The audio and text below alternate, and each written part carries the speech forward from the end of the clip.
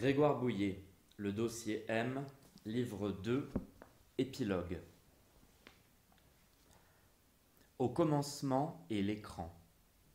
Au commencement est une toile vierge, les deux ne faisant qu'un, fondus ensemble, plein écran, tout blanc, aveuglant, éblouissant, qui fait mal aux yeux, comme un projecteur braqué sur soi.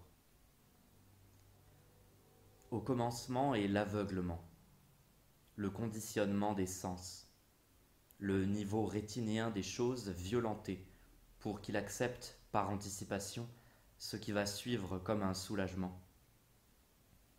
Cela pendant 1, 2, 3, 4 secondes, à attendre que ça passe, à imaginer la suite, à fixer l'écran en plissant les yeux. Rectangulaire l'écran, format cinémascope, drôle de format. Avant un premier trait, grand trait vertical, schlag, au beau milieu de la toile, légèrement décalé sur la gauche. Premier déséquilibre, première apparition de la vie. Pourquoi ce trait et pas un autre? On ne sait pas. On verra plus tard. Noir la vie, noir le trait, épais, dur, tracé de haut en bas, coupant la toile en deux dans le sens de la hauteur. Schlag, trait volontaire, incisif, viril, comme on abaisse le drapeau au départ d'une course, ce genre de geste. Au commencement est un trait, aussitôt suivi d'un second, à droite cette fois, éloigné du bord d'un petit tiers. Trait plus fin, moins appuyé. Schling, comme en écho, reprise du même, mais l'énergie en moins, la violence originelle en moins. Maintenant que l'hymen de la toile a été éventré, plus la peine de forcer le trait. Le féminin peut exister. À L2, ces verticales ouvrent un espace à l'intérieur de l'espace, inventent un cadre, suggèrent un diptyque, ou bien le cadre d'une fenêtre auquel il manque la poignée et le pendu qui va avec. Quoi maintenant? Au centre, ça bouge au centre, juste à droite du trait vertical. Voici un cercle, un rond, comme en réponse aux lignes droites, pour faire contrepoids. Et tout de suite après, deux grandes horizontales, l'une légèrement ascendante et l'autre légèrement descendante, se redoublant chacune pour former un grand triangle avec la verticale dressée au centre. Début de structure, la géométrie avant toute chose, poser les bases, les grandes lignes de l'histoire, sans préjuger de la suite, sans savoir si l'Odyssée prendra 10 ans, sans savoir à ce moment-là que dans le mot Odyssée, il y a le mot dossier. Bien, bien, bien. Quoi maintenant? Où le danger? Oh là, v'là que ça bouge de partout, s'agite à toute vitesse, virevolte de droite et de gauche, se peuple énormément de lignes, de traits, de formes à peine ébauchées, d'idées sans suite, pas le temps de s'attarder. On croirait les oreilles d'un cheval sursautant à 1000 bruits et se couchant dans leur direction jamais la même, tout le temps changeante, par ici, par là, ohé, psst, le mot balai. Sensation que la toile est peau de femme, vibre sitôt effleurée, tel un instrument dont on testerait la sonorité en activant tous ses mécanismes à la fois, en faisant courir ses doigts à sa surface, pour éprouver sa sensibilité, ses résistances aussi, ses muscles, comment elle réagit, sonne. Tiens, une silhouette apparaît dans le cercle, minuscule et gracile. Tiens, un Z qui veut dire Zorro. 3-4 lignes s'entrecroisent sur la gauche. Une grande arabesque. Zou. Des chapeaux chinois tout à coup. Encore à gauche. À un tiers du bord supérieur. Pas des chapeaux chinois, des toits. Ce sont des maisons. 2 ou 3 petites maisons. Une plus grande que les autres. Façon cubisme. À l'époque, Picasso vient d'emménager à la Californie, une belle villa sur les hauteurs de Cannes, la baie à ses pieds. Pause. Se reculer d'un pas et regarder ce que ça donne. Juger de l'ensemble. Avant de replonger au four, au moulin, dans le bain, battre le fer, car ça bouge sur la droite. Deux autres cercles, comme deux lunes, ou deux têtes, ou deux seins, ou juste deux cercles. Je cite, « Je pars d'un point et je continue autour. Ce n'est pas plus compliqué. » Picasso. C'est sa façon d'aller jusqu'au bout. Mais voici des hachures en haut de la toile, que trois traits enferment aussitôt dans un cadre. On dirait... quoi? Difficile à dire.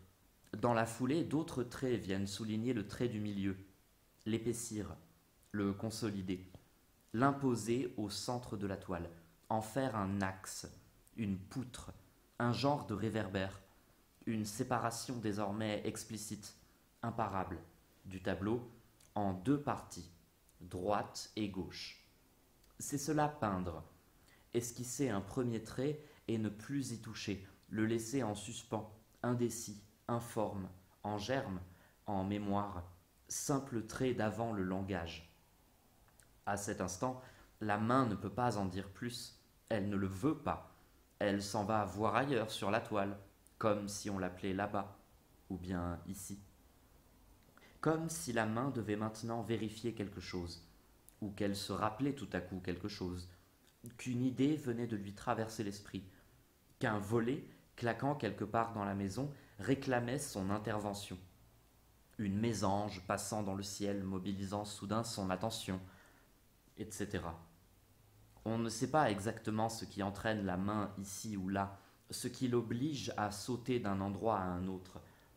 Ce que l'on voit, c'est la main qui passe du coq à l'âne, faisant croire qu'un trait en entraîne un autre qui, à première vue, semble n'avoir aucun rapport, sinon lointain et mental, alors qu'il s'agit d'harmonique picturale.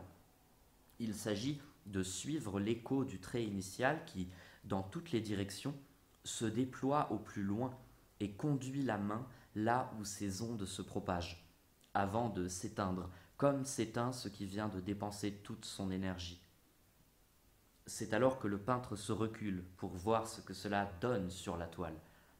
C'est alors que la main revient subitement au trait initial pour le travailler, pour le préciser, pour le modifier, commencer à lui donner un nom, pour le faire sonner de nouveau et renouveler la vibration fondamentale, la main courant alors là où l'écho rebondit, et ainsi de suite.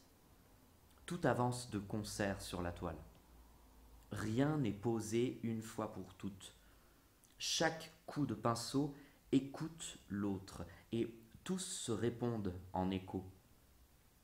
Sur la toile, l'histoire ne va pas en ligne droite d'un point A jusqu'à un point B. Elle n'est pas une flèche, non. Elle est impulsion dans l'espace. Elle est vertigo, strate accumulée, sédimentation vivante, permanente reprise, mélodique, non. Destructrice, non. Créatrice, non. Albigeoise, non. Avocate, non. Antimoine, non. Harmonieuse, non. Harmonique d'elle-même. Un mot ne devient lui-même qu'à la fin, nourri de tous les mots qu'il fut. Ainsi voit-on la pensée se préciser toute seule, s'inventer de son propre chef, petit à petit. Ainsi le tableau avance-t-il de tous les côtés à la fois, une couche après l'autre. Il s'improvise au terme d'une ronde picturale, d'un chemin de pensée, d'une circumnavigation qui, plus que le résultat final, est le meilleur de l'acte de peindre. Sur la toile, tout concourt à chaque instant à l'ensemble. Rien n'existe indépendamment, mais en accord avec tout ce qui se passe en tout point de l'espace, de façon implicite et suggestive. C'est la succession dans l'ordre des coups de pinceau qu'il faudrait suivre. C'est elle qui raconte la véritable histoire du tableau.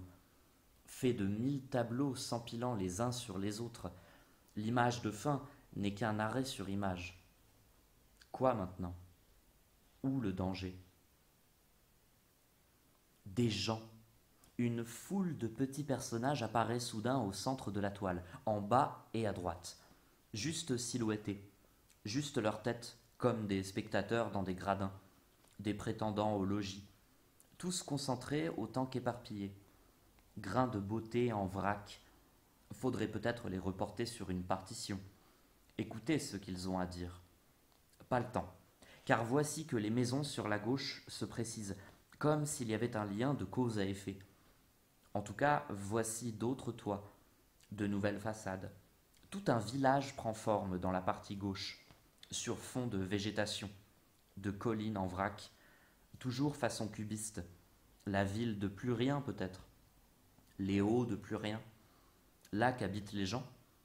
Descendus en ville, ils sont, à plus rien centre, pour prendre le frais, un verre, car on les voit maintenant attablés à l'avant-plan autour de petites tables. Les voici clients au café, sirotant en terrasse. Ok, on est au café, en extérieur. C'est dit. Le décor prend forme. Le voici planté à grands traits, comme si on cherchait à rassembler ses souvenirs. Ou qu'on venait juste d'arriver et qu'il s'agissait d'expérimenter sur la toile ce que saisit la rétine d'un simple coup d'œil, au premier regard, à la volée. Tout n'est alors qu'ébauche, ombre diffuse et mouvante, masse indistincte, grandes lignes, mots lancés en l'air sans savoir où ils retomberont, sur la tête de qui. Rien ne retient encore particulièrement l'attention. L'œil embrasse tout à la fois, enregistre certains détails sans faire le tri. Je cite: Si tu veux apprendre à dessiner, tu regardes ton sujet, tu fermes les yeux, tu fais ton dessin.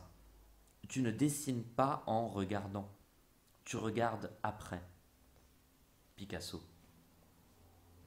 Mais voici un quadrilatère à l'avant-plan.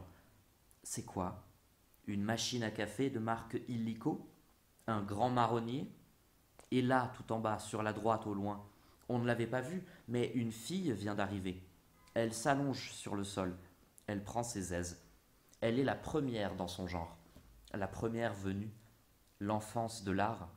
M comme Béatrice.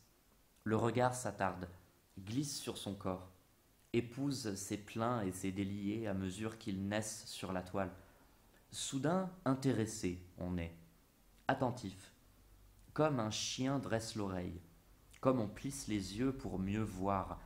La fille s'est allongée de tout son long, façon Olympia. Elle se dort la pilule au soleil, se prélasse tout en courbe, charmante apparition, plaisir des yeux, émotion originelle, invention de la pulsion scopique. Mais elle est trop loin pour qu'on focalise longtemps sur elle, à environ 30 mètres de là où on est. Elle s'est mise à bronzer et ne bouge plus. Fin du spectacle. Inutile d'insister. On la tiendra toutefois à l'œil, des fois qu'elle s'exhiberait davantage, des fois qu'elle ne serait pas là par hasard. Le regard est prédateur. Il n'oublie rien. Ce qu'il a vu, c'est pour la vie. En tout cas, on est au bord de la mer, au café de la plage, quelque chose comme ça. Il fait chaud, c'est l'été, chacun prend du bon temps, les filles sont jolies, elles s'offrent au soleil. Vers l'ouest, un petit village niche dans les collines. À droite, ce doit être le sable, la mer, le ciel, même si on n'en sait rien encore. Quoi maintenant? Ou ailleurs? Avancer, créer, risquer tout, même si, pour l'instant, on ne voit pas trop à quoi ressemblera le tableau à la fin, s'il ressemblera seulement à quelque chose, s'il doit même y avoir une fin. Mais ce n'est que le début. C'est bizarre cependant. La toile, comme divisée en deux, elle est. Partie gauche et partie droite. Le village d'un côté et la fille qui bronze de l'autre, avec le trait vertical au milieu, comme si elle balançait entre deux mondes, deux décisions à prendre, deux conduites à tenir. Sentiment que quelque chose cloche, d'une impossibilité. Tiens, des courbes, là au beau milieu de la toile justement, Là où il y avait le grand trait vertical, voici qu'il enfante une forme. Une forme prend forme. Forme humaine. Un buste, des bras, deux jambes, une tête, quelqu'un. Des seins. C'est une apparition. Jolie avec des guillemets. Surgit de nulle part. Née du trait vertical initialement tracé. Dans le droit fil de la fille qui bronze. Serait-ce une émanation d'Icelle? Son être astral? Sa sublimation zoomée?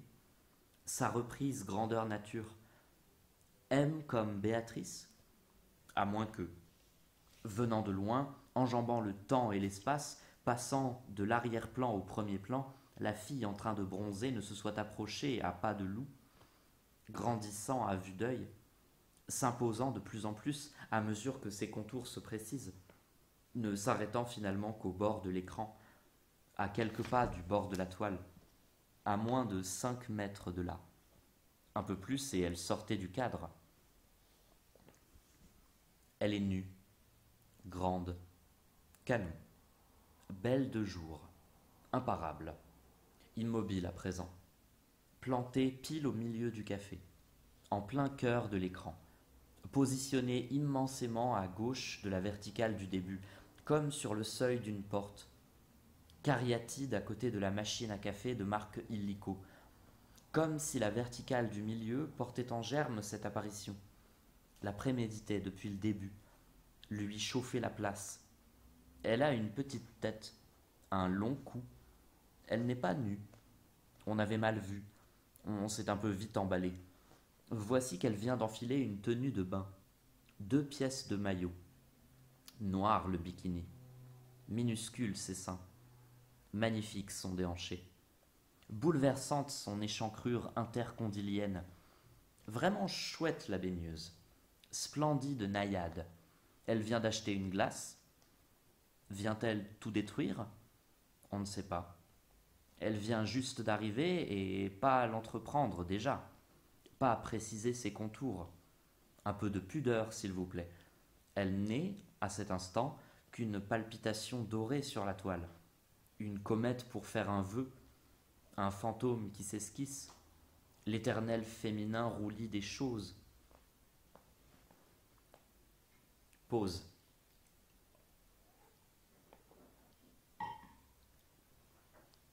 Reprendre son souffle. Pas tous les jours qu'on crée une femme à partir d'un trait vertical. Une femme à l'image de son désir. Reposer aussi ses yeux, éblouis qu'ils sont par la nouvelle venue. Regarder ailleurs, ou faire mine. Dissimuler en tous les cas son trouble. Préserver le suspense.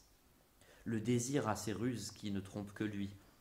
Il lui faut parfois se pincer pour y croire lui-même. Il sait et ne veut rien laisser paraître, et voici qu'il feint de chercher ailleurs sur la toile ce qu'il sait se trouver juste sous ses yeux.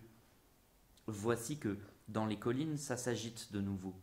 Ça s'énerve carrément à aller haut de plus rien.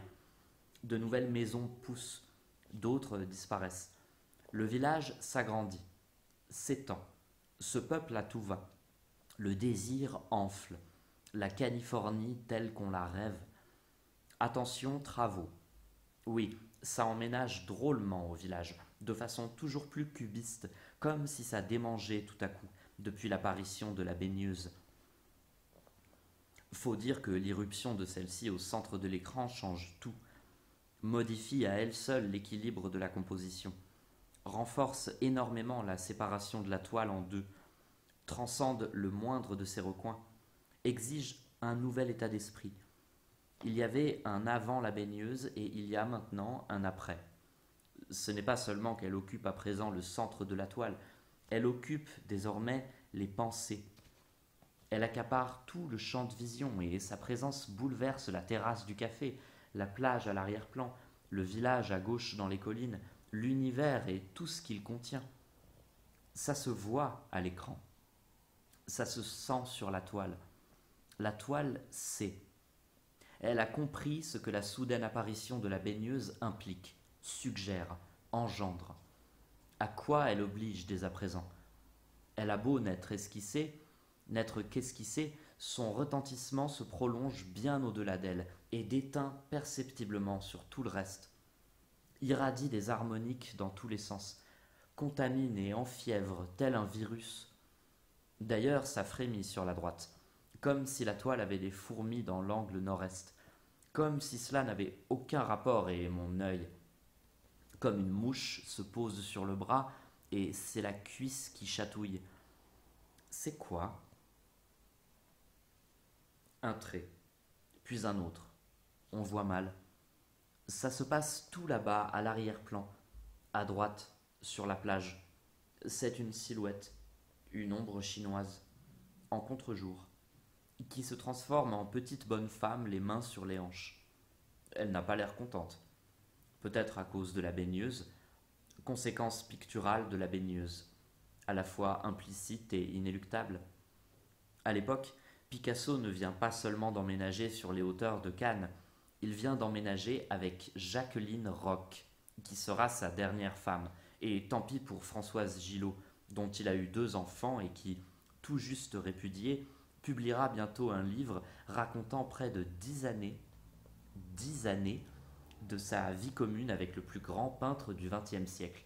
Et quel homme fort peu à son avantage se cachait selon elle derrière le peintre le plus célèbre du XXe siècle. Et si ce livre fit un tabac en librairie, il provoqua la fureur de Picasso, au point que celui-ci intenta un procès qu'il perdit. Au point que, lors d'une soirée chez le collectionneur d'art Douglas Cooper, le livre fut en sa présence immolé par le feu lors d'un grand sabbat. Ah ah ah. Picasso. Les vengeances d'une femme n'épargnent personne, pas même les plus grands. Et ceux-ci s'en offusquent. Raison pour laquelle un petit bonhomme tout tordu surgit complètement à l'opposé. À droite de la baigneuse, cette fois, sur la gauche du tableau, de ce fait. Lui aussi fondu dans le décor. Lui aussi sur la plage en contre-jour, à l'arrière-plan. Comme si, là encore, cela n'avait aucun rapport et mon deuxième œil. Alors que lui et la petite dame pas contente sont de la même taille, c'est-à-dire qu'ils se trouvent pareillement loin, pareillement sur la même ligne d'horizon, dans le même plan, liés tous les deux par un fil invisible. Sauf que la baigneuse dresse un mur infranchissable entre eux, les sépare à jamais. Vu de profil, il est le bonhomme, à genoux et penché en avant, comme sur un prie-dieu, comme s'il écrivait un mail de rupture, ou vomissait, récurait des WC. Mais un autre bonhomme surgit au-dessus de lui, les bras croisés, dans une attitude de défi. Et un nouveau personnage encore plus haut, à côté des maisons, tout joyeux, semble-t-il, en suspension dans l'air, aérien, délesté. C'est peut-être le même bonhomme en 3 exemplaires, à 3 moments différents, ou bien 3 poètes sortis tout droit de l'IRCAM, complètement en décalage.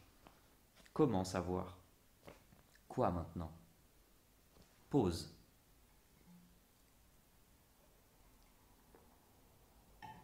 La baigneuse. Revenir à la baigneuse. Où est-ce elle qui revient de loin? Passer une période d'incubation et 2 ou 3 trucs ménagers à faire dans sa foulée, 2 ou 3 décisions à prendre afin de lui faire une place dans sa vie. Ou sur la toile, c'est tout un. Après un lent mouvement circulaire du regard qui n'ose pas dire sa concupiscence. Comme si le regard, après s'être attardé ici et là, revenait, oh surprise, se poser le plus naturellement du monde sur la baigneuse, en toute innocence, comme on revient à soi. Hello, mademoiselle. Nice weather, isn't it? C'est quoi votre petit nom? Pourvu que ce ne soit pas un grand nom. En tout cas, on n'avait pas rêvé. Elle n'était pas une simple palpitation dorée. Oh non. Pause. On n'en est qu'au début de la séquence, au commencement de M comme Jacqueline Roch, à 2 minutes 18 du début. Lui faire face à présent. Travailler maintenant la baigneuse au corps. Un peu, beaucoup, passionnément à la folie. 1 fois, 10 fois marquer son trait de côte. souligner ses formes, préciser sa gorge, affiner sa silhouette, la reprendre à la gorge, arrondir ses épaules, et de nouveau sa gorge, et rajuster son maillot, qu'il épouse au plus près le galbe de ses petits seins, lui torde aussi un peu le cou, encore un peu plus, de l'autre côté maintenant. Oh, la jolie poupée! Oh, miracle! Bravo l'expression corporelle! Belle souplesse! Quelle vitalité! Cela pourrait durer une éternité. Parti comme c'est parti. Parce que les apparences sont véridiques, à condition de les aimer énormément.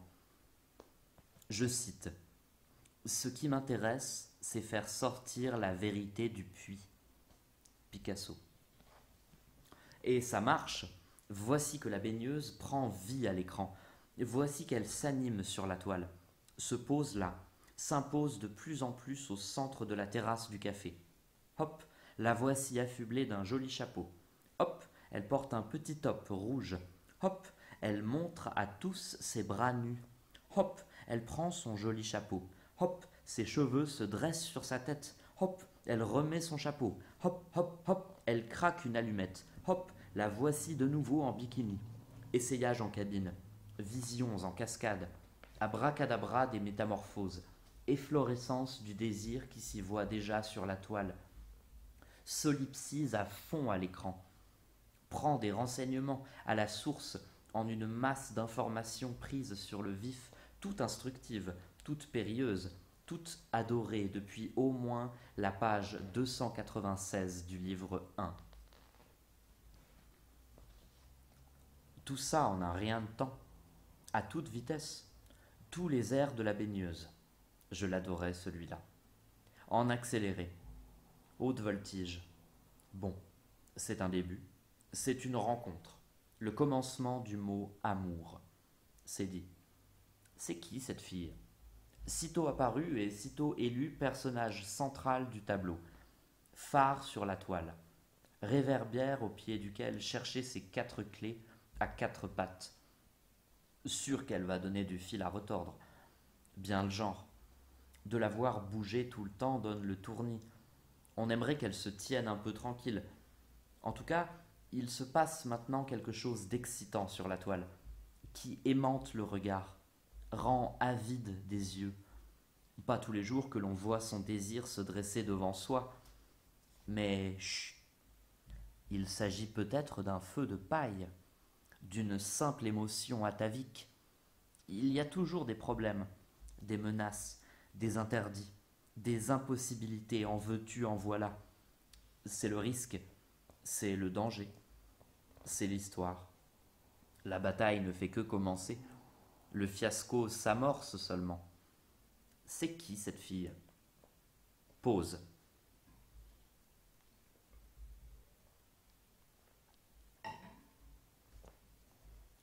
Quoi là-bas dans les collines? Encore du chahut au village? Ça repeint les volets? Ça discute dans les chaumières, ça bavasse, ça donne son avis, ça fait des commentaires? Ça dit que la baigneuse, elle est bête? Ça parle des filles avec des guillemets? Ça cause pognon? Ça a pied de poule? C'est quoi le problème avec le village? Le même que celui que Kafka décelait avec le château? Tiens, une nouvelle maison pousse comme un champignon. Un type sur le seuil. Il est noir, athlétique, l'air cordial. Il est penché en avant. Il ramasse une bestiole.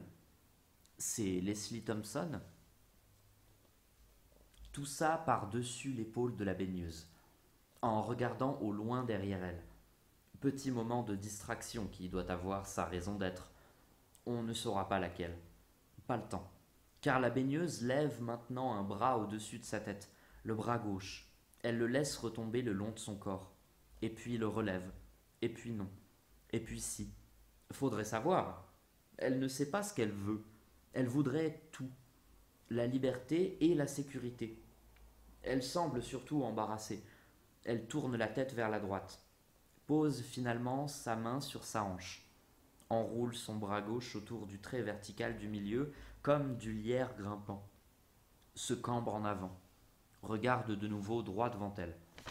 Lève à présent le bras droit. Prends la pose. passe une main langoureuse dans ses cheveux, fait un signe de main qui pourrait dire Hello. A-t-elle aperçu quelqu'un? Est-ce lié? À l'arrière-plan, un petit bonhomme à ski nautique vient d'apparaître, visible par-dessus l'épaule gauche de la baigneuse. Voici le fiancé, qui batifole au loin, au large, surfe sur la mer.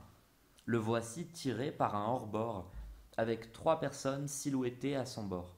La famille au complet. S'emmerde pas cela. Cela coule douce. Ont les moyens. En prennent à leur aise. Se mélangent pas aux autres. Du coup, les 2 cercles en bas à droite deviennent 2 muffins. Bien fait pour eux. Un peu plus bas, encore plus loin sur la droite, la petite bonne femme semble de plus en plus furieuse. Puis elle rigole. Voici qu'elle se frotte les mains, tandis que d'autres petites bonnes femmes viennent la rejoindre. Plein de petites danseuses. 107 au bas mot. Qu'est-ce qu'elle fabrique? Il s'en passe de drôle sur la droite. On peint, et on ne voit pas le danger qui prend forme dans son dos. Mais qu'est-ce un aplat tout noir tout à coup. Sur la gauche, brutal, sinistre, boum, comme un coup de gong sur la toile. Glong, comme on passe à autre chose, en l'occurrence du dessin à la peinture. L'envie de peindre maintenant, l'envie de couleur, de combler les vides, de s'étaler de tout son long. Le contour des choses ne suffit plus. Il faut maintenant y mettre de la matière, y mettre du sentiment, y mettre du drame, de la joie, de la lumière. Y mettre quoi? Et ça s'accélère tout de suite. Sa peinture à toute vitesse. En haut de la toile, 3, 5, 8 petits fanions rouges et jaunes s'agitent soudain au vent. De grosses ardoises bleues couvrent les toits des maisons. Des arbres verts poussent follement sur les collines. Un palmier, ses feuilles comme des jets d'eau, du bleu, plein de bleu soudain.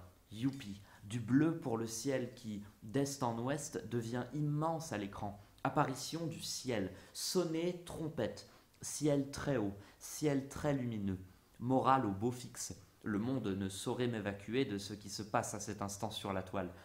Qu'il ne s'en avise pas. Il n'y a de réel que la baigneuse, etc. Du rouge à présent, rouge vif, éclatant, scarlatine. Pourquoi du rouge? Qui voit rouge? Qui a la fièvre? Des pois rouges, là, à gauche, sur le toit d'une maison, comme dans la grotte Chauvet. Il s'agit de tuiles. Dans la foulée, 2 bandes rouges, en haut et à droite, complètement à l'opposé du toit rouge de la maison, comme pour faire bonne mesure, respecter la symétrie. On dirait une oriflamme. Et encore du rouge. Pourquoi se gêner? Tant qu'il y a du rouge, tant que le désir a le vent en poupe, tant que le feu couve, que feu le bouge, que moule le fer, qu'il a le feu vert, du rouge pour les bandes de l'auvent du café. C'est donc un auvent. On le reconnaît à présent, avec ses petits fanions qui flottent au vent. Jolie brise, vent de Tarkovsky. 4 bandes rouges. Elles éclatent joyeusement comme les cuivres d'une fanfare. Du rouge aussi dans la partie droite. Badigeon de rouge, à la hussarde, tant qu'il y a du rouge, tant que les cuivres ont du souffle. Un peu de vert maintenant, complémentaire du rouge, hop, au-dessus des maisons. Loi chromatique des contrastes, mais du bleu de nouveau, au pied des maisons. Une maison bleue, la si la sol fa dièse, bleu plus soutenu, bleu de mer. Vogue maintenant le hors-bord, le ski nautique toujours dans son sillage. Le fiancé bien visible à l'arrière-plan. À l'extrémité est de la plage, une ligne, 2 traits, encore un autre. Un ponton de fortune prend forme. Des gosses. Ils se jettent à l'eau. Ils jouent. À la terrasse du café, une gamine vient d'apparaître. On la voit de dos. Elle regarde dans la direction du ponton. Un coup de bleu efface la scène aussi vite. Le bleu n'en a pas voulu. L'a réfuté. Je cite. L'esprit cherche plus ou moins consciemment à deviner et à prévoir. Mais toujours la décision de Picasso déroute notre attente. On croit la main à droite et le trait apparaît à gauche. On attend un trait, surgit une tache. Une tache, c'est un point. Hervé Bazin. Il s'agit de se raconter une histoire et le bleu de la mer, il n'en finit pas de monter. Cerne maintenant la baigneuse, l'auréole, baigneuse sur fond bleu. Ce pourrait être le titre du livre. Qu'en penses-tu? Si c'est un livre. Tiens, du jaune, jaune pétant, jaune d'or, sonnera, en haut, pour compléter l'auvent. Alternance de rouge et de jaune. Ding-dong. Du jaune à droite, jaune sable, jaune plage. On est définitivement au bord de la mer. On est bien au café de la plage. En terrasse. Clients discrètement installés parmi d'autres. D'où on voit tout. On n'en perd pas une miette. La grande baigneuse juste devant soi. Initiale GB. Irradiante. À l'arrière-plan, côté droit, c'est la plage, la mer, le beau ciel bleu, le ciel beau bleu. Une fille bronze sur la plage. Ne bouge pas. N'a pas bougé depuis tout à l'heure. Et puis un ski nautique au large. Et à l'ouest, côté gauche, le petit village niché dans les collines qui surplombent la rade. Un type récure des WC sur la gauche. À droite, 107 petites bonnes femmes fulminent. Elles font la ronde. Elles chient sur un mail, écrivent maudit avec leur merde. Tiens, un avion passe dans le ciel. Vol 292. Compagnie JetBlue. On baisse la tête. On se jette au sol pour éviter de le prendre en pleine tête. Il disparaît aussi vite. À la place, un oiseau. Une mouette. Mais à l'extrémité de ses ailes deviennent noires. C'est un cerf-volant. Mais son bec devient noir. C'est une mésange. Elle insinule un instant dans le ciel. Disparaît à son tour. D'un coup de feu. Pardon, d'un coup de bleu. Sur la gauche, un carré de soleil. Il glisse le long de la toile. Il rampe sur l'écran. L'heure tourne. Le carré de soleil disparaît, rattrapé par les ténèbres. La toile comme un cadran solaire. Passage du temps. C'est plutôt moche pour l'instant. Ne ressemble pas à grand-chose. Trop de détails à la fois. Le mot fouillis. Le mot foutoir. On s'amuse bien pourtant. Je cite. Vous savez, les choses ont l'air assez claires quand on en parle. Mais ce n'est pas du tout comme cela que ça se passe sur la toile. Là, on ne sait pas où l'on est, vers où l'on va, et surtout ce qui va se passer. On est dans le brouillard. Francis Bacon. Retour à la baigneuse. Vrai qu'elle poirote depuis un moment. Doit commencer à trouver le temps long. Attends quoi? L'expression de son visage, difficile à dire. Une drôle d'expression. Du noir accuse maintenant ses yeux. Du mascara. Et puis du blanc. Comme on se poudre le nez. Voici qu'elle se maquille. Change d'apparence. Son chapeau devient pointu. L'enturlu. Devient chapeau de paille. Aïe aïe aïe. Plus large le chapeau? Bof. Plus petit? C'est pas gagné. Exit le chapeau. Suffit de demander. Passez à autre chose. Risquez tout. Sur la gauche, une échelle tout à coup. Sans prévenir. Une échelle? Drôle d'idée. On aura tout vu. Mais c'est bien une échelle. Pour la faire courte. Pour prendre un peu de hauteur. Changer d'échelle, justement. Qui a inventé le mot échelle? Pas sûr que cela améliore les choses. Mais ce n'est qu'une idée en passant. Un mauvais souvenir. Ici vont et viennent les choses. Sans qu'on sache exactement pourquoi, elles apparaissent et disparaissent. Réapparaissent mais sous une autre forme. Ou pas. D'ailleurs, on revient déjà à la baigneuse. C'est irrésistible. Comme si... Comment dire? Voici que la baigneuse. Sa figure, elle devient gure. Elle devient figue, furie, grief. Guiffré, devient grue, gai maintenant, et rue, et ire, et fer, et argue. Ça ne va pas mieux. Ça ne veut pas. Il y a un hic avec la baigneuse. Un truc qui échappe, qui résiste, sonne faux ou creux, chiotte. Des jours que ça s'acharne maintenant, s'obsède, s'échine, comme si un détail détenait la clé et que tout allait couler de source à partir de ce seul détail, se déployer fractalement en grand. Raté. Du coup, l'échelle prend un barreau de plus. Et toc.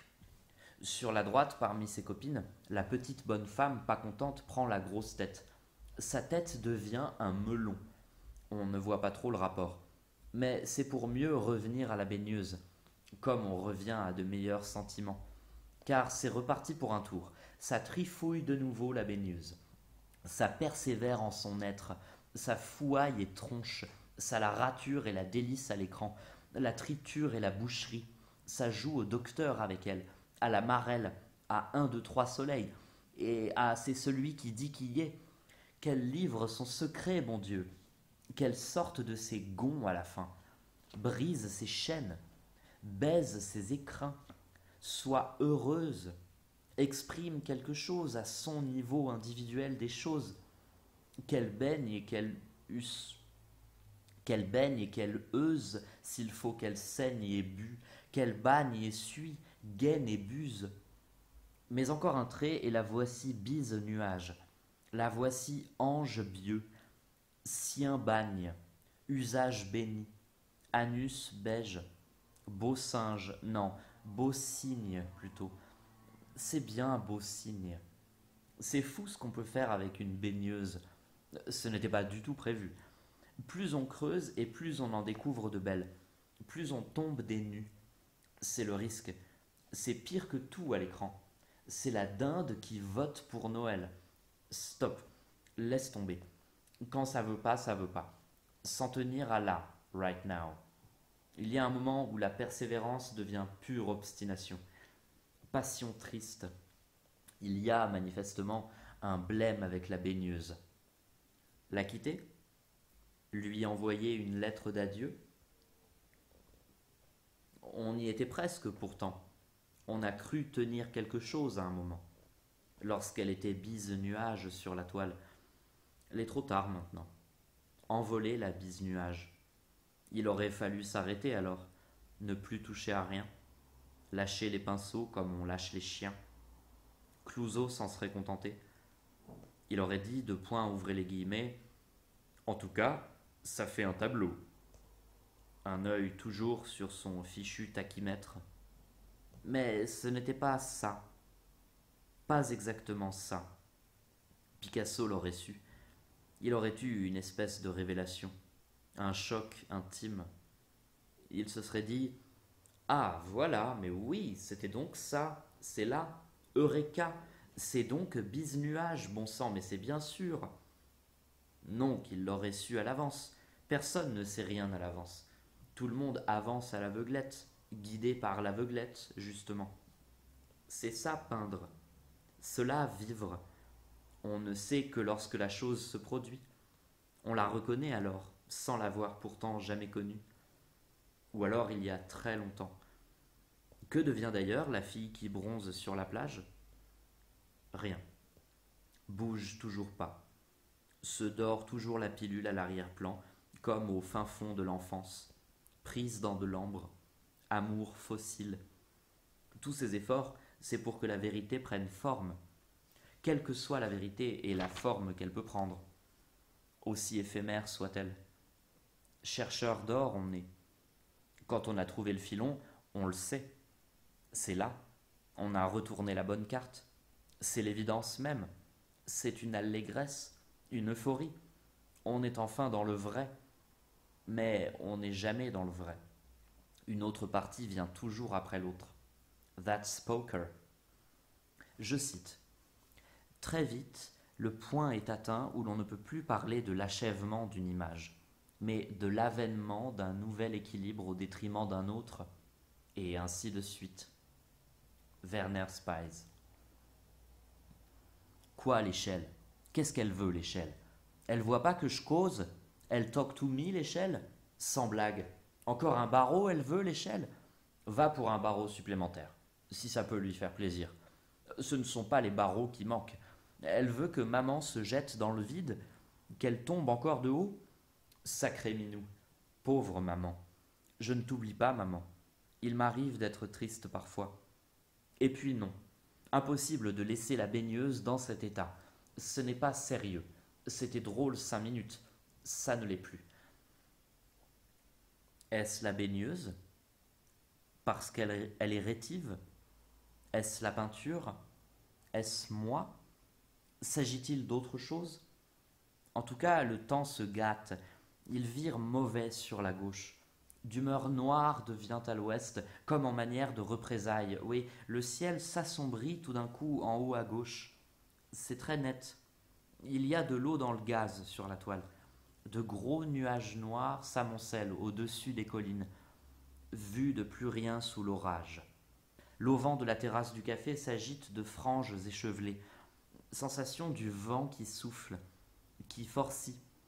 L'air se rafraîchit visiblement à l'écran. L'orage menace tout à fait maintenant.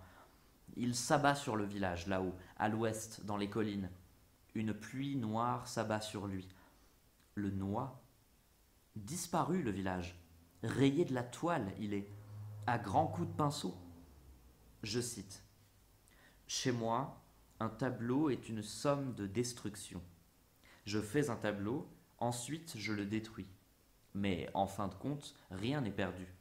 Le rouge que j'ai enlevé à un moment se trouve quelque part ailleurs. Picasso. Quoi maintenant? Pause.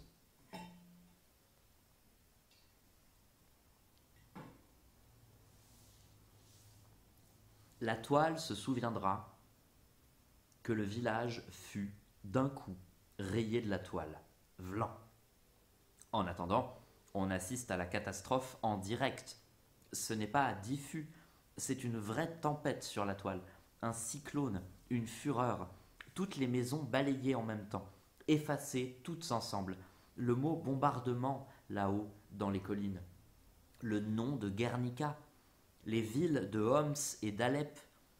Picasso n'en peut plus de la Californie, il ne veut plus s'installer avec Jacqueline, ou bien c'est elle qui ne veut plus, ou bien Françoise Gillot fout la merde.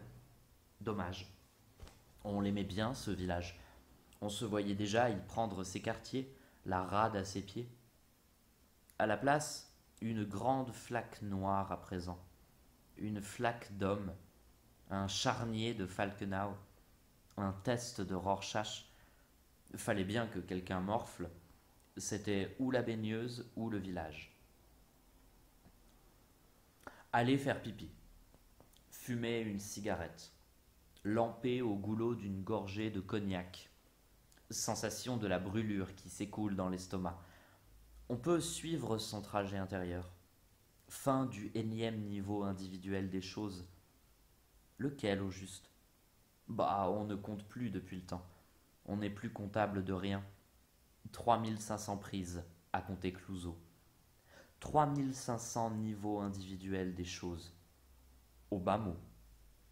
3650 jours en tout et pour tout, soit 10 années, sans compter les bissextiles. À la reprise, la baigneuse n'est plus seule. Surgit on ne sait d'où, un type s'est approché par derrière. Un grand type, un malabar, tout en muscles, histoire de voir flatteusement dans le tableau son reflet, ou parce qu'il est plein d'amour, gonflé de désir. Il sort d'où le zig? Veut une glace lui aussi?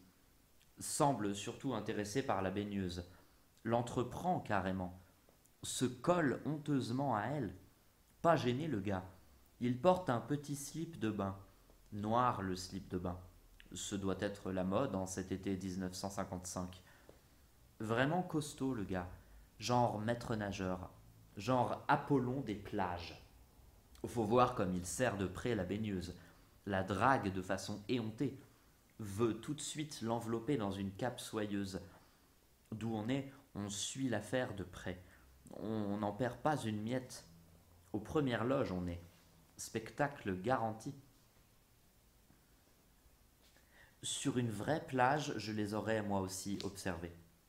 J'aurais concentré sur eux mon attention, attendant de voir la suite des événements, m'amusant des efforts du maître nageur pour séduire sa belle, rigolant de voir sa tête gonfler et rapetisser aussi vite, devenir soudain minuscule, toute rouge, toute bleue, avant de reprendre figure humaine et gonfler de nouveau démesurément, puis rapetisser aussi sec, reprendre figure humaine et gonfler de nouveau démesurément, puis rapetisser aussi sec, reprendre figure humaine et gonfler de nouveau démesurément, puis rapetisser aussi sec. Tu vois le genre.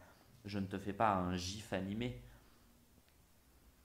Je ne te raconte pas comme il passe par toutes sortes d'émotions, toutes les couleurs, ne sait plus où donner de la tête à force de se donner un mal de chien, d'insister, se tourmenter, s'arracher les cheveux, croire malgré tout en ses chances, en son désir, avant de revenir à des proportions plus normales, finalement, comme on revient à la raison, comme on retombe sur terre, vu que la baigneuse l'allume et l'éteint, comme l'interrupteur d'une lampe, n'obéit qu'à ses contre-instincts, joue la montre, s'exalte toute seule de faire durer le suspense, veut bien et puis ne veut plus, doute, hésite, résiste, tend la main et la retire, devient peur bleue, la baigneuse et le pantin.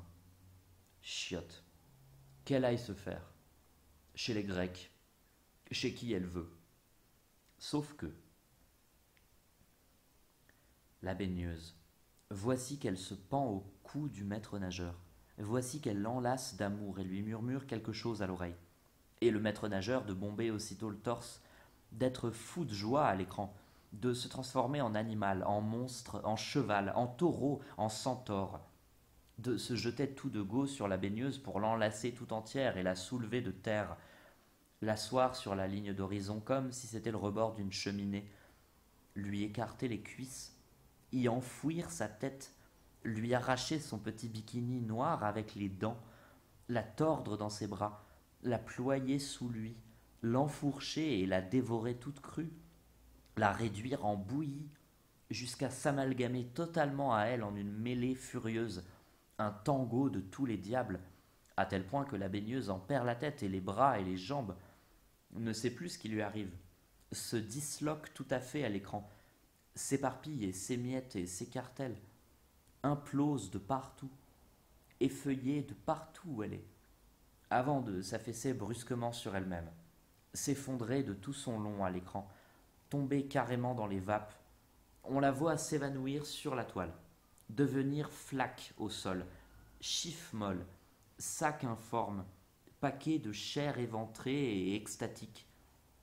Tout ça à la terrasse du café, dans un lieu public, au vu et au su de tous. Vraiment pas gêné le gars, hein. Tout à fait salopard ce maître nageur, vrai malotru. Tu m'en diras tant. Je cite: les accidents, essayez de les changer, c'est impossible. L'accidentel révèle l'homme. Picasso. Pause. S'éponger le front. L'instant d'après, la baigneuse a retrouvé une attitude plus convenable, des proportions plus décentes. Elle porte une blouse verte ouverte dans le dos. Ses cheveux moussent autour d'elle. Elle est toute pâle, avant de reprendre très vite des couleurs. Ce n'était qu'un moment d'égarement, un coup de folie. Désolé, 1000 excuses. Ce n'est pas du tout comme ça que les choses se sont passées. Du coup, la voici de nouveau en bikini. Sur son 31, comme qui dirait. Elle a remis son chapeau de paille, aïe aïe aïe. Elle se tient très droite, tourne de nouveau la tête de l'autre côté. Ostensiblement regarde vers la gauche, du côté de la mer, en direction du ski nautique. Ras-le-bol. Hop, un coup de blanc l'efface. Exit la baigneuse. Qu'elle débarrasse le plancher. On n'en peut plus d'elle. On n'en peut plus tout court. Adieu, Berthe. Faut le dire dans quelle langue?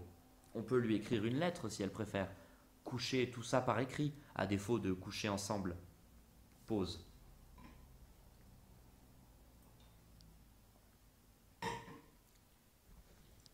Bonjour, Mr. Phelps.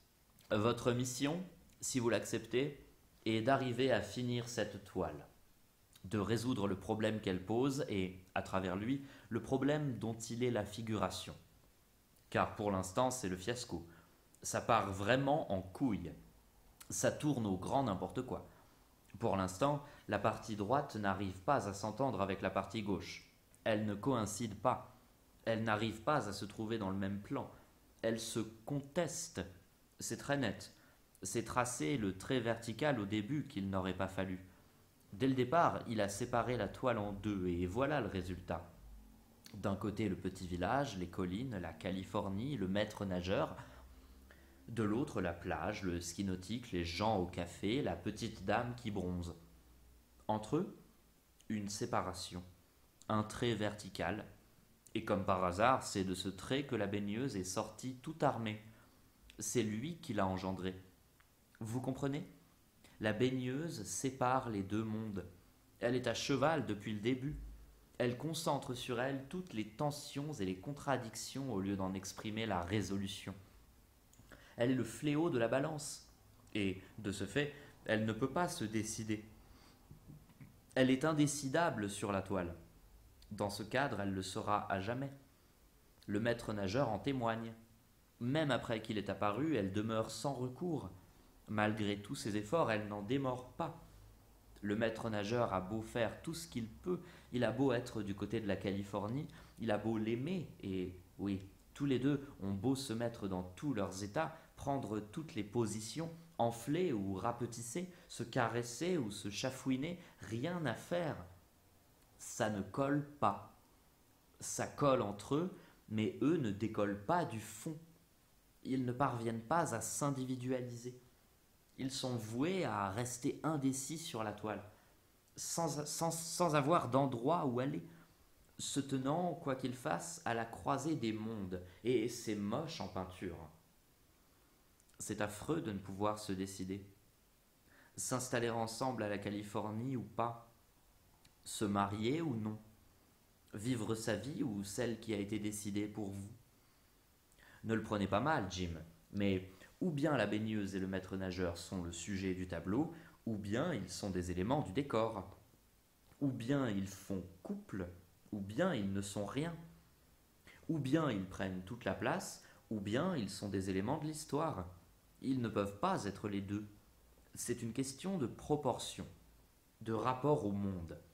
Ce n'est pas psychologique, c'est pictural, c'est mathématique. C'est ce que montre cette toile. C'est cet impossible qu'elle explore de toutes les façons possibles, au point qu'on peut se demander si tel n'est pas le véritable sujet du tableau. Non pas trouver une solution au problème, mais peindre le problème lui-même, tel qu'il se pose depuis le début, tel qu'il rend fou et à l'arrivée sème le chaos. À vous de voir, à vous de décider maintenant, car l'heure tourne. Il ne reste presque plus de pellicules dans le magasin. Toutes les cartouches ont été tirées. Le tachymètre va bientôt afficher 0. Comprenez-vous? Vous n'en avez plus pour très longtemps. Ce sont vos 5 dernières minutes. L'histoire va devoir s'achever. C'est maintenant ou jamais. C'est moi qui vous le dis. Vous reconnaissez ma voix? Bien sûr, si vous et votre démon de l'analogie êtes tués ou faites prisonniers, Picasso n'ira avoir eu connaissance de vos agissements. Bonne chance, Jim. Est-ce parce qu'elle a dit au maître nageur qu'elle l'aimait? Qu'elle l'attendrait cette nuit? Sa porte entrebâillée? En tout cas, voici que 3 traits, 10 traits ressuscitent la baigneuse, au même endroit, telle qu'en elle-même, verticalement fatale, encore plus grande que tout à l'heure, vraiment immense, jusqu'à sortir du cadre par le haut. Quelle folie! Est-ce colère? Dépit? Appelle ça comme tu veux. Mais à l'arrière-plan, badaboum, le ski nautique se prend une gamelle. Il valse cul par-dessus chemise dans la mer, valdingue en grand, se noie carrément à l'arrière-plan, bien fait pour sa gueule. Du coup, le hors-bord devient voilier. À son bord, on reconnaît Donald Crowhurst. Il embarque pour son tour du monde. Il n'en reviendra pas vivant. L'intégrale cosmique, la somme de l'homme, ne s'ajoute à rien. Pour autant, ça ne va pas mieux sur la toile. Ça ne va pas du tout. Un trait après l'autre, c'est de pire en pire. Ça tourne caca et phonie. Mais on est poète ou on ne l'est pas, et zou, revoici le fiancé sur ses skis. Comme si de rien n'était. De nouveau en selle, complètement ignorant du drame qui se déroule sur la plage, à la terrasse du café, auquel il vient d'échapper, toujours dans le paysage. Eh oui, hélas. Tu ne peux pas me quitter car tes parents m'aiment trop. Où le danger? Que faire? Quoi maintenant? Du vert à présent. Non, du noir. Et du bleu tout de suite après. Et du mauve maintenant. Et encore du noir. Un immense personnage vient de surgir complètement à droite. Aïe, un troisième larron dans le tableau, à la place du ski nautique. Complètement démesuré il est. Vu de profil et en position assise, les genoux remontés devant lui. Une sorte de bonze. Il regarde la baigneuse et le maître nageur. Il semble perplexe. Il est tout noir. C'est qui? Slobo avec son accent des Balkans? L'ivrogne perse qui attend son heure? C'est le fantôme du malheureux dont j'ai usurpé la tombe au cimetière du Montparnasse? Le grand fiancé qui vient d'entrer dans le tableau et qui n'en sortira plus? C'est Julien qui bientôt se pendra avec la ceinture de son pantalon? C'est Donald Crowhurst marchant sur l'eau? C'est qui ce zig? C'est la fin? Je ne sais pas. Je ne sais plus. L'exercice a ses limites. Mais le maillot de la baigneuse, voici qu'il est devenu orange. Et puis quoi? Encore du bleu, plein de bleu, barbouillé, avec des traits blancs par-dessus, en vrac. Quoi encore? Ça va trop vite. Ça dégueule tout ce que ça sait. C'est la vieille folle d'Oliver Sacks. Elle recrache tout. Quel bordel! On n'y voit plus rien. Tout s'entrechoque sur la toile, rivalise, s'accumule dans tous les sens, s'annihile en permanence, se noie faute de trouver un équilibre qui tiendrait justement en équilibre. La mayonnaise ne parvient pas à prendre. Elle se répand sur la toile. Burke, les événements s'enchaînent à toute allure mais sans queue ni tête, sans mener nulle part, détruisant tout à tout à chaque instant. On dirait qu'ils s'ingénient à tout foirer, roulent pour leur propre compte, s'overdosent tout seuls, en se fichant du reste, en une pure débauche insatisfaite d'elle-même. Une quête effrénée. On chercherait à s'épuiser qu'on ne s'y prendrait pas autrement. Pause. Rien ne paraît à sa place. Tout se fait et se défait à chaque instant sur la toile. Part à volo, en revient, y retourne, se stroboscope. Pause. On ne sait plus. Les chevaux sont lâchés, les tigres en liberté. On ne les rattrapera plus. Un point de non-retour semble atteint. Le mot échec ici. Pause. On s'égare en pleine jungle. On se ferait une route qui n'existe pas. Il y avait un chemin. Il se perd en cours de route. C'est donc qu'il y a une route. C'est donc qu'on peut encore faire des phrases. Quelle bouillie! Quelle aventure! Quel bonheur! Et tant pis si, à l'écran, on y perd son latin. Car elle est retrouvée. Quoi? L'éternité. C'est ce qu'on fait de mieux aller avec ce qu'on n'arrive pas à faire. Pause. Stop. Mais c'est vraiment trop de chaos sur la toile. C'est trop. Ça devient lassant. C'est épuisant. Combien de pages déjà? Ça ne veut pas. Ça ne veut vraiment pas. Rien ne tient debout. Tout se casse la gueule. On n'en peut plus. On est trop long, encore une fois trop long, et comme si Picasso lisait dans les pensées, voici que sa voix, tout à coup, hors champ, par-dessus la musique de Georges Auric, l'ideuse musique de Georges Auric, consternante de banalité tonitruante, dixit François Truffaut. Par-dessus la musique, donc, la voix de Picasso. Voix guillerette, inimitable, avec son accent espagnol. Il dit, de point ouvrez les guillemets, ça va mal, ça va très mal. Il dit, c'est très mauvais. Dit, j'arrache tout.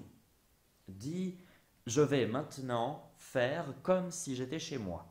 Je ne m'occupe plus ni du cinéma ni de rien. Je vais essayer avec des morceaux de papier. Parce qu'il s'occupait du cinéma jusqu'ici? C'était du cinéma?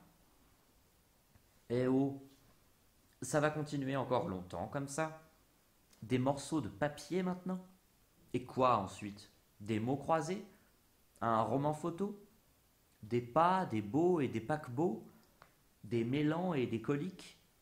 Quoi? Que dis-tu? Tu n'en peux plus? Et moi donc? Quelle heure est-il? Dis-le-moi, s'il te plaît. À la minute près, si possible. Tu t'inquiètes, n'est-ce pas? Dit encore Picasso, à Clouseau, et à qui veut l'entendre. Tu as tort de t'inquiéter, dit-il, car ça peut finir encore plus mal. Regarde. Look, et d'exprimer à voix haute ce qu'il peint maintenant. Voici la nuit qui tombe. Splash! Elle tombe de plus en plus. Boum! Il fait tout noir à présent. Brrr. La nuit recouvre le monde. Quick! Mais voici la lune qui se lève. Zip! On dirait qu'elle est rouge. Bop! On dirait que les étoiles s'illuminent maintenant dans le ciel. Cling, cling! Et voici une étoile filante. Woum! Pourquoi fais-tu cette tête-là? Dit Picasso, en saccageant sa toile, en la ricanant, en la sarcasmant, en s'en fichant soudain, sans s'en fiche cependant. Tu voulais du drame, eh bien tu l'as, qu'il dit. Que veux-tu de plus? Une origine du monde? En voici 3 pour le prix d'une. Fais ton choix. Tu veux de l'amour? De quelle sorte? Suffit de demander. Quoi encore? Que veux-tu? Du sexe? Du sang? Une tentative d'assassinat? Des pirouettes et des déboulés? Tu veux une partie de poker et les émotions qui vont avec? Tu veux un match de rugby beau comme une lumière dans la nuit, avec le ballon ovale qui rebondit n'importe comment parce que la vie ne tourne pas rond? Veux-tu un carrefour au milieu de nulle part? Un manor des familles avec une splendide Helms Valley? Veux-tu un concert de Miles Davis réussi à force d'être raté? Veux-tu un pot de rillettes avec des responchous sautés au gingembre? 2 bœufs dans une assiette refusant d'avancer? Une chips dans une soucoupe qui se métamorphoserait en nacre, elle-même se métamorphosant en oreille? Veux-tu un muffin? 2 muffins? Tous les muffins du monde? Préfères-tu une enclume? Je peux faire une enclume. Voici une enclume. Glong. Que veux-tu maintenant? Dis-le, je suis tout ouïe. Je suis à tes ordres. J'en ai vu d'autres. Veux-tu de la clarté? Veux-tu un type déguisé en grosse courge, un pistolet gamot sur la tempe? Veux-tu ton portrait? En pied, en cape ou en tutu? En horny lady? Avec une pizza sur les genoux et un tortillon qui dépasse? Veux-tu une clé de 10 ou de 12 pieds de long? Une femme fontaine? Une exposition pour toi tout seul? Veux-tu un enfant au cerf-volant? Veux-tu Dallas et Monsieur Gicle en costume de Zorro? Veux-tu une flaque d'homme? Veux-tu que je poste tout ça sur Internet? Veux-tu que je peigne ta bouche? Je peux faire ça. Il s'agit de ta bouche, après tout. Quoi maintenant? Qu'est-ce que tu veux à la fin? Veux-tu 10 ans sur la toile? Veux-tu des SMS qui ne parviennent pas en temps et en heure? Je peux peindre des SMS qui s'égarent dans la nature. Je ne peins que cela. À propos, il est quelle heure? Ta montre n'avance pas au moins, ni ne retarde, j'espère. Tu me le jures sur tes seins parfumés? Connais-tu ton horoscope du jour? Et le mien? C'est important, les astres. Quoi d'autre? Je peux faire Buzuc si tu y tiens. Peindre une petite fourmi, un cafard sans tête auquel il manque la phobie, une poupée de crin, tout recouvrir de bleu Viagra.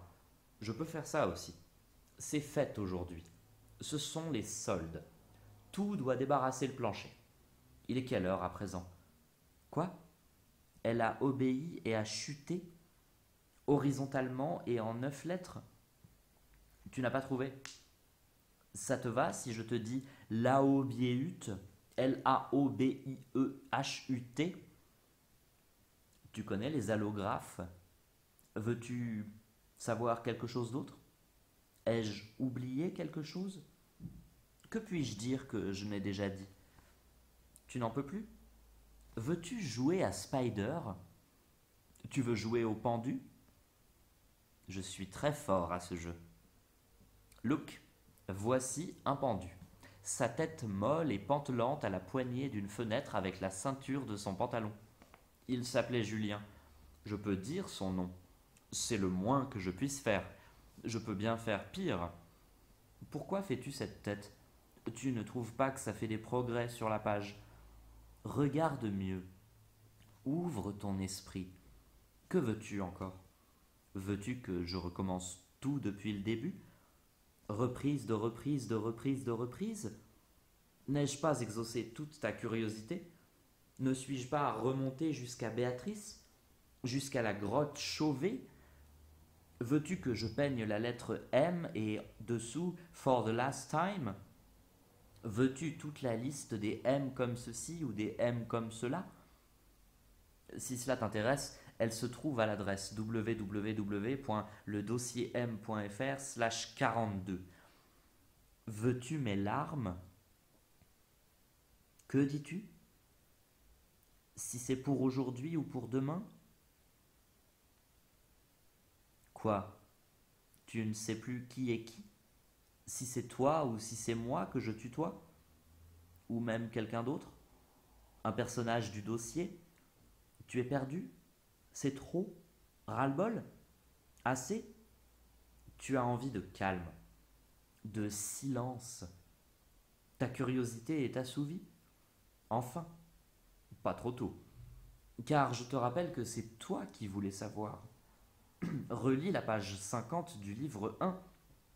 Je te demandais alors si tu avais bien réfléchi aux conséquences, si, partant d'un point, j'allais jusqu'au bout. Au moins étais-tu prévenu? Tu ne dis plus rien? Tu te tais? Cela ne t'amuse plus? Tu as fini de jouer? C'est fini? Déjà? Tu en as marre, n'est-ce pas? Tu te dis plus jamais ça. Tu n'en peux plus de mon niveau individuel des choses. Tu en as soupé de cette histoire de M. Plus qu'assez. Tu as dit tout ce que j'avais à dire. Tu veux retrouver une vie normale? Tu as purgé ta peine. Tu as purgé ta peine? Tu as purgé ta peine? C'est ça? C'est maintenant? Sans rire. Tu as fait ton temps? Cela fait 10 ans? On est en 2015? En 2016? Déjà? On est à la page 365 x 10 égale 3650? Enfin? C'est aujourd'hui que tu sors de tôle? C'est bien vrai? Ce n'est pas une plaisanterie de plus? Une fausse joie en rafale? La malédiction est levée? Right now? Exit le Truman Show? Promis? Sans rire. Ton passé a cessé de conspirer contre toi? Je répète, ton passé ne conspire plus contre toi. Tu n'as plus de passé? Tu l'as vidé comme un cochon? Tu as tué tout ce qu'il était possible de tuer en toi? Tu es revenu à de meilleurs sentiments? Tu es réconcilié? C'est vrai? C'est bien fini? Ta punition est terminée, comme à l'école tu devais copier 10 fois de suite la même chose. À toi la liberté? Pour ce qu'il en reste, tu vois enfin les choses pour ce qu'elles sont et non pour ce qu'elles ont à dire de toi.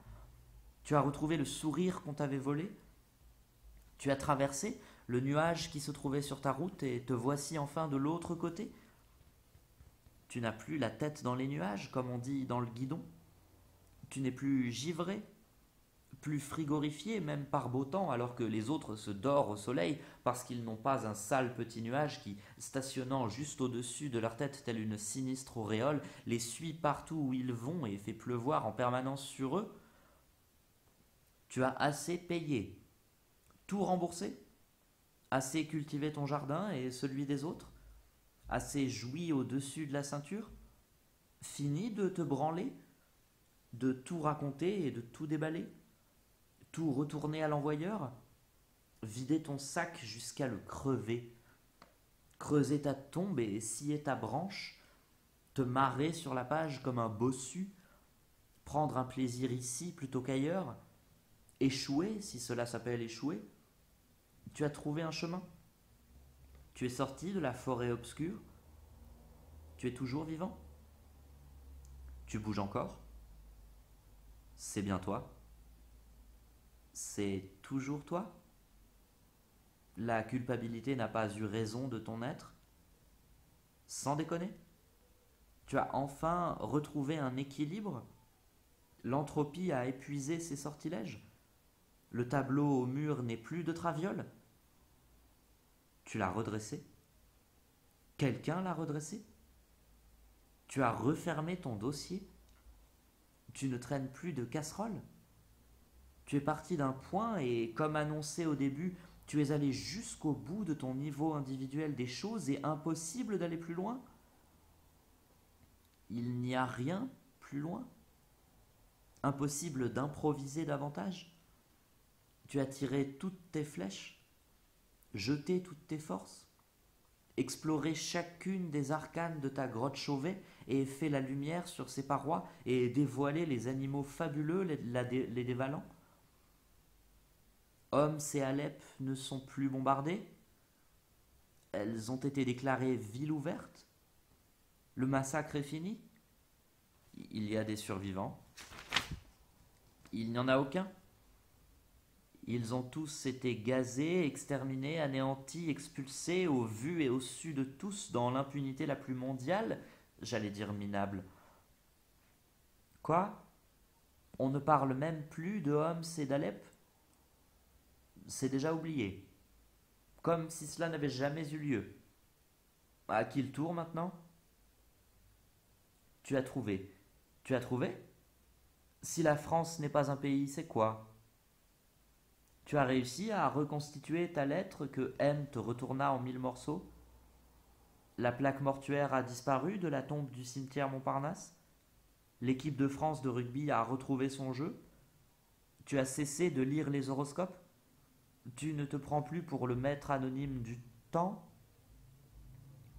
Tu n'es plus un homme qui dort.